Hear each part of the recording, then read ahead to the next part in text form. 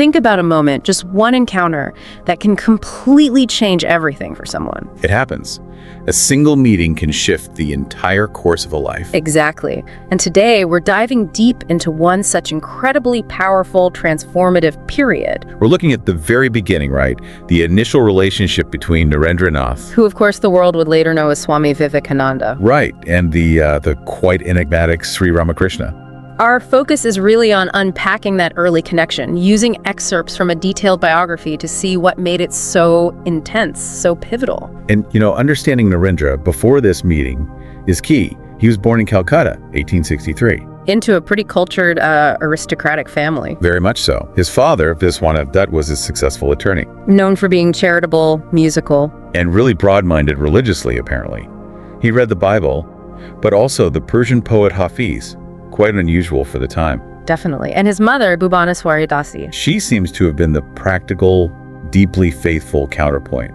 Real endurance. So, Narendra himself, the biography paints him as, well, extraordinary from the start. Absolutely. Strong body, strong mind, but also this really tender heart. Keen intelligence, amazing memory, deep thinker, vivid imagination. And this passion for truth, for purity, very independent too, fearless. Compassionate as well, and he excelled early on. Oh yes.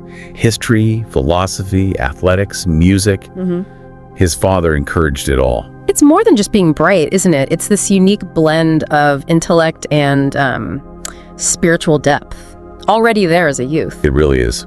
And that spiritual side was strong right from the beginning. The stories about his childhood meditation. With the clay images, yeah. Apparently he'd get so absorbed. They had to physically shake him out of it sometimes. That's the story. And it wasn't just play. Later, he practiced serious meditation, often spending nights doing it. He got involved with the Brahmo Samaj too, right? The reform movement. He did, and had a positive run-in with Maharshi Devendra Nath, one of its leaders. Who saw something in him. Recognized yogic qualities, apparently, and encouraged his meditation. But there was this internal complexity too. These recurring visions he had. Yes, two distinct ones. One of worldly success, fame, fortune. And the other. The life of a wandering monk. Yeah. Utter reliance on God. And it was the monk's life that pulled him more strongly. Even then. It suggests a deep yearning, doesn't it? Something beyond the material. He was also a sharp debater, apparently. Could argue anyone into a corner. Unanswerable arguments, the biography says. We even have a contemporary description from Dr. Brajendra Nath Seal. Oh, right. What did he say? Described him as incredibly gifted. Sweet singer, brilliant talker, sharp wit. An iron will, captivating presence. Exactly. But Seal also noted he was grappling with inner desires, fantasies. He wasn't just this perfect figure. That tension really comes through during his college years. It does. Exposure to Western philosophy, agnostic ideas. It shook his faith for a while. He wasn't satisfied with just theory, though. Not at all. He lived it. Rigorous discipline, brahmacharya, strict vegetarian diet, sleeping on the floor. All while meditating for hours. And Dr. Seal saw that inner conflict deepening. The clash between his powerful intellect, his universal reason. And his artistic side. His passions. Yes. His artist nature and unconventional temperament, his strong senses, battling this intense yearning for something real, tangible spirituality. He needed a guide, a guru or master, as Seal put it, someone to show him the way. That hunger led him to explore the Brahmo Samaj more, but ultimately... It didn't quite cut it. Seems not. There's that moment he asks Devendra Nath directly, "Have you seen God?" And the answer wasn't satisfying. Clearly not. Which perfectly sets the stage for November 1880. The first meeting at Narendra Nath Mitra's house. Right, while Narendra was actually studying for his first arts exam. He sang at the gathering, didn't he? He did. And Sri Ramakrishna was instantly drawn to him, observed him closely. And invited him to Dakshineswar. Yes. Even though Narendra passed his exams and his family was thinking about marriage for him. Something he resisted strongly. Right. His cousin, Ramchandra Dutt, saw that spiritual restlessness and suggested Dakshineswar. So eventually he went. But not alone the first time. No. He accepted an invitation from Narendra Nath to go with some friends. Sri Ramakrishna's own memory of that first meeting is fascinating. He noted Narendra's sort of careless appearance, but those introspective eyes. A contrast to the material atmosphere of Calcutta, as he put it. And the singing. Sri Ramakrishna felt it was genuinely devotional, expressing a deep longing. It sent him into ecstasy. But Narendra's account of what happened right after, that's intense. Utterly. Sri Ramakrishna takes him aside to a veranda, shuts the door, And just starts weeping with joy. uncontrollably, Yeah. speaking so tenderly like he'd known him forever, saying, "Why did you take so long to come?" Eager to share his spiritual experiences. And then, the truly astonishing part. He folds his palms and addresses Narendra as Nara, the ancient sage. An incarnation of Narayana. Can you imagine? Narendra's reaction was understandable. He thought the man was stark mad. Who wouldn't? And then Sri Ramakrishna feeds him sweets with his own hands and makes him promise to come back soon, alone. What a first encounter. So Narendra leaves, completely bewildered. Bewildered, but also thinking.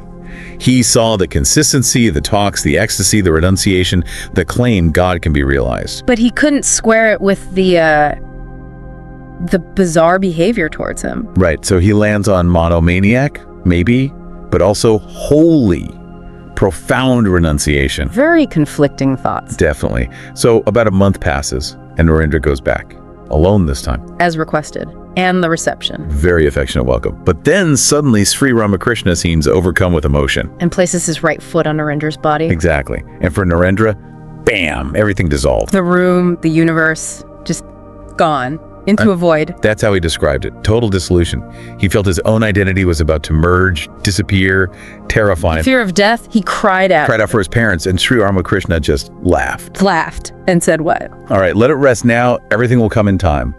And instantly, the experience stopped, Just like that. Turned off like a switch. which utterly amazed Narendra.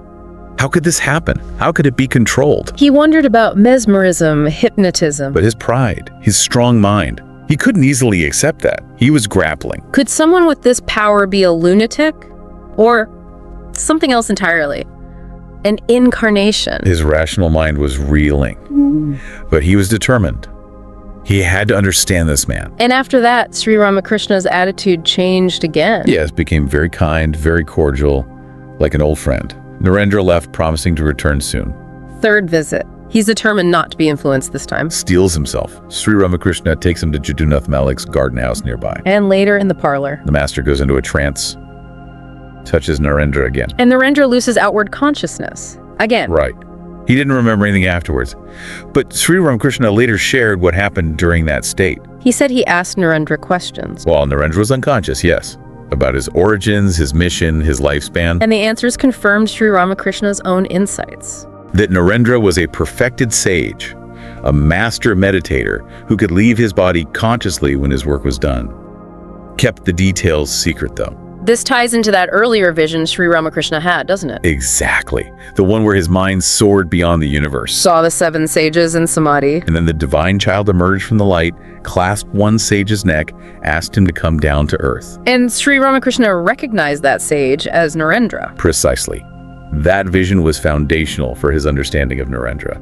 So for Narendra, the monomaniac idea must have been fading fast by now. Replaced by profound respect, certainly. He'd been skeptical about needing a guru, partly due to the Brahmo influence. But now he's thinking maybe such a guide is necessary, invaluable even. Still, his core nature remained. Test everything, reason it out, experience it himself. But the contact definitely strengthened his leanings towards asceticism, renunciation. Undeniably. Yeah. And their relationship.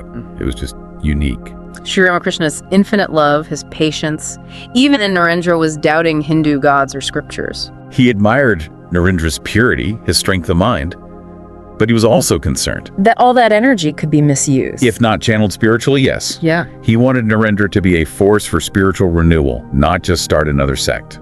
Their bond was described as indescribable, really. No worldliness in it. In Sri Ramakrishna's attachment, when Narendra didn't visit, he'd be completely lost, weeping, praying for him. There's that story of him praising Narendra to someone, And getting so emotional he had to go outside and just sobbed, saying he couldn't live without seeing him. acknowledging how strange it might seem, an old man weeping for a young one, but he couldn't help it. He even said later he suffered excruciating agony for 6 months over Narendra, unlike anything he felt for others. Meanwhile, Narendra's outspokenness, his criticism of hypocrisy, people often saw it as pride. But Sri Ramakrishna saw through it, called him pure gold, saw self-reliance, not pride, innate purity, not indifference. He truly believed Narendra would be a world teacher, alleviate suffering, unshakable faith in his incorruptibility. And he had this unusual habit of praising Narendra right in front of him. Like that time with Keshab Chandra Sen and Vijay Krishna Goswami present? Yes. In an exalted state, he starts comparing Narendra favorably to these famous leaders, calls him a blazing sun. And Narendra's reaction? Humbled, protested, didn't buy the divine revelation explanation, thought it was just the master's affection. He had even challenged Sri Ramakrishna's beliefs directly. And the master's reaction depended on his mood. Sometimes ignore it, sometimes get upset. Only comforted by the Divine Mother's assurance that Narendra would come around eventually. Then there's the incident at the Brahmo temple. Sri Ramakrishna just shows up. Causing a stir. The leaders weren't happy, saw him as divisive. Gave him a cold shoulder.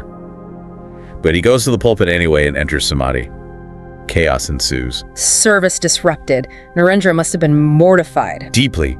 Felt the master was humiliated because of him. Hurried him out a back door back to Dakshinaswar. And even gently told him off later for being, well, thoughtless. He cared deeply. He even warned Sri Ramakrishna about excessive attachment. Using the story of King Harita and the deer. That's the one. Sri Ramakrishna was initially alarmed, went to the Kali temple. And came back saying, the mother told him his love was because he saw the Lord in Narendra, and it would stop if that vision faded. Exactly. A divine justification for his intense feeling. Sri Ramakrishna clearly saw Narendra's path was jnana, the path of knowledge. So he tried to introduce him to Advaita Vedanta. Asked him to read the texts.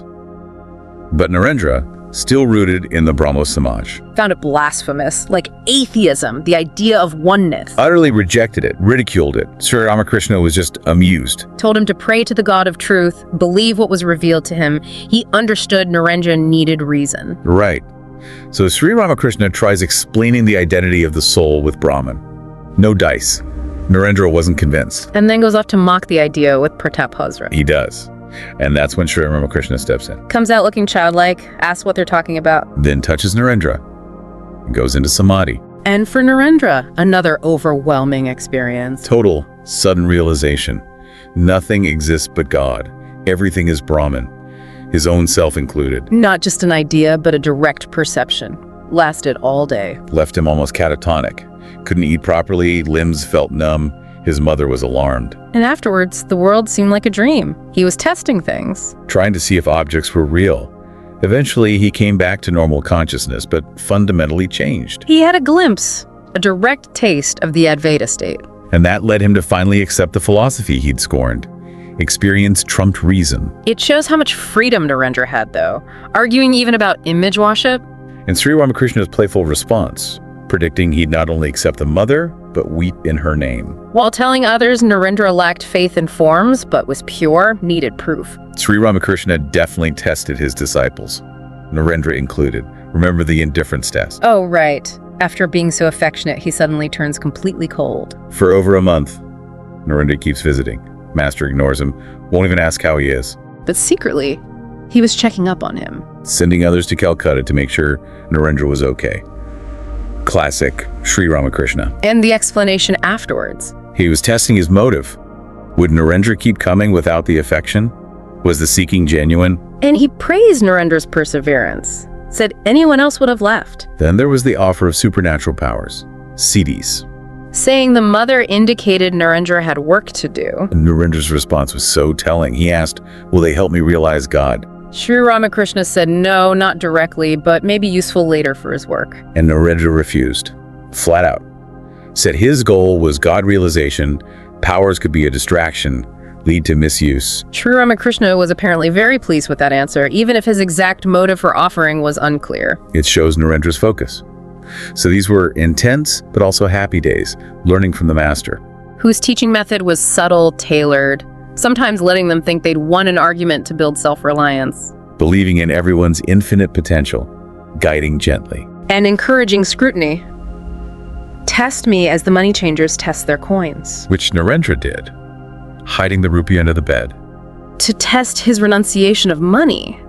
And Sri Ramakrishna felt actual pain touching it. Yes, and when he found out Narendra tested him, he was glad. But then things took a dark turn, early 1884. His father's sudden death, Viswanath Dutt. The family's anchor, plunged them into poverty overnight. Creditors, hostile relatives, it was dire.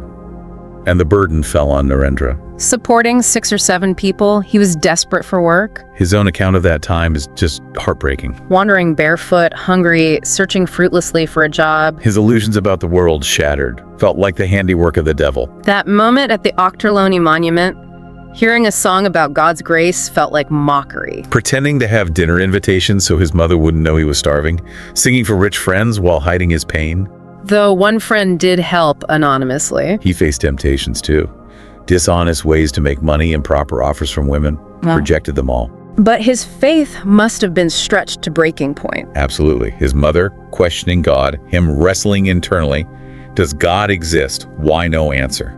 Doubts creeping in, fueled by the suffering he saw. And it started coming out. He began publicly questioning God's existence, prayer's futility. Which led to rumors. He's an atheist. He's immoral. Which just made him dig his heels in more.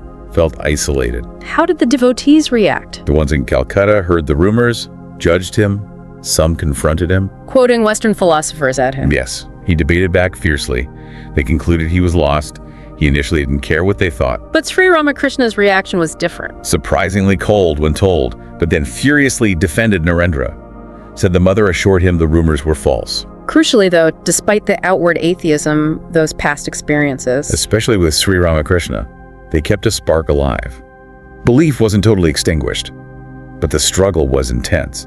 Doubt versus certainty. Then came that monsoon experience. After fasting, soaked, exhausted, collapsing on a plinth. Suddenly, a shift, like veils lifting from his soul. Instantly, doubts about divine justice, mercy, just vanished, resolved. Deep understanding, satisfaction, walked home renewed, peaceful. That was a major turning point internally.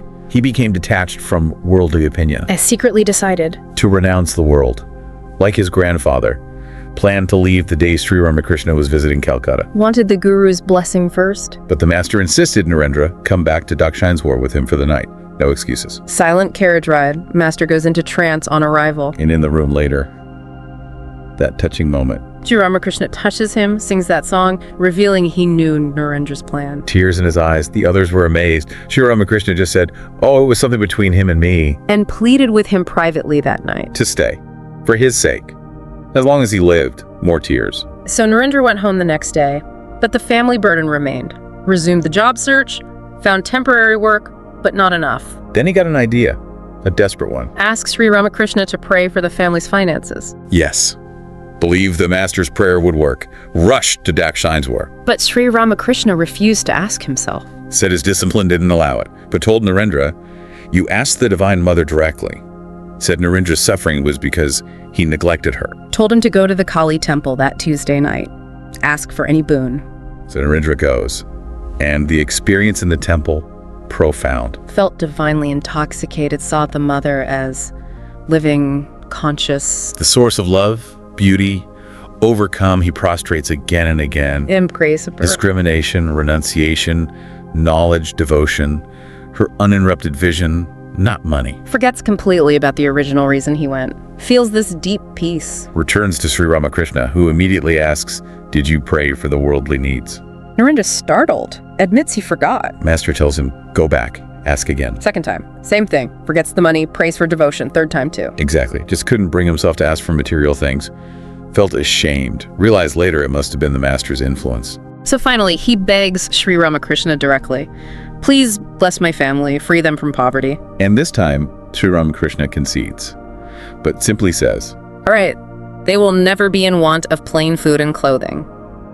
A basic sustenance. Which turned out to be true. This whole incident was huge for Narendra. His acceptance of the motherhood of God, understanding image worship. Exactly. Before, he hadn't fully grasped it, dismissed image worship. This experience brought fullness to his vision. Sri Ramakrishna was overjoyed. Apparently, Narendra sang hymns to the mother all night after that. The biography then describes this incredibly intimate moment. Master draws him close. Talks about their oneness, like the stick and the Ganges. Yes. The water is one, the stick just makes it seem divided, then declares whatever is mother. And offers Narendra his chilam pipe to smoke from his hand. Unheard of. Totally disregarding caste rules or usual hygiene concerns. Asserts their non-difference. Narendra hesitates, asks him to wash his hands later. But Sri Ramakrishna ignores it. continues smoking. It just highlights this unique, profound love and kinship between them.